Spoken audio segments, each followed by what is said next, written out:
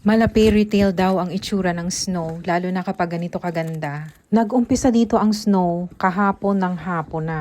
At mabuti na lang bago pa mag-snow, nakapamili na ako ng mga groceries. Kung tutuusin, napakaganda naman talaga ng snow, pero napakahirap din. Ang oras na ngayon ay 8:34 ng umaga. Kaninang alas 3 ng umaga, nagising ako, wala ng kuryente. Mabuti na lang talaga may wood stove ako dito sa loob ng greenhouse. Kahit sobrang lamig sa labas, sa loob ng greenhouse ko ay 48 degrees pa rin. Talagang sinubok talaga ng panahon itong greenhouse na to. Halos lahat ng mga bubong na nandito, lahat talaga ay covered ng snow. Ultimo mga puno, mga sanga, lahat covered ng snow. Pero itong greenhouse ko, parang hindi sila nag-i-stay doon sa pinakabubong.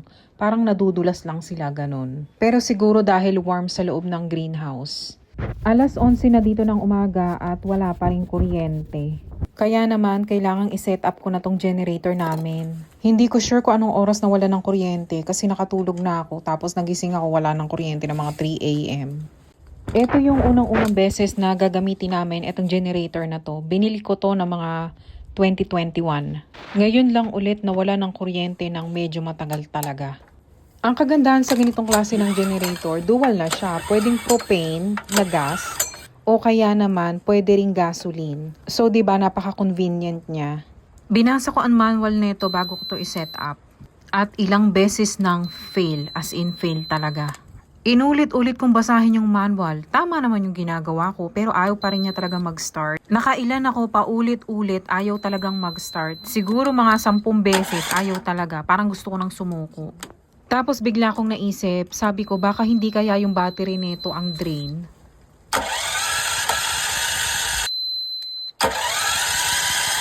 At sa huling pagkakataon, sabi ko pag ito talaga hindi gumana, bahala na.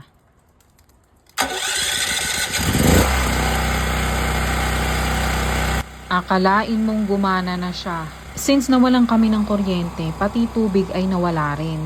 Kasi mostly na mga bahay dito ay may mga sariling mga well. Yung well ang nagpapagana dun ay electric din. Kahit papano ay napagana na natin itong ref. Nagsaing na rin ako. Minsan may mga bagay tayo na gusto nating gawin at madaliin. Parang ayaw na nating maghintay.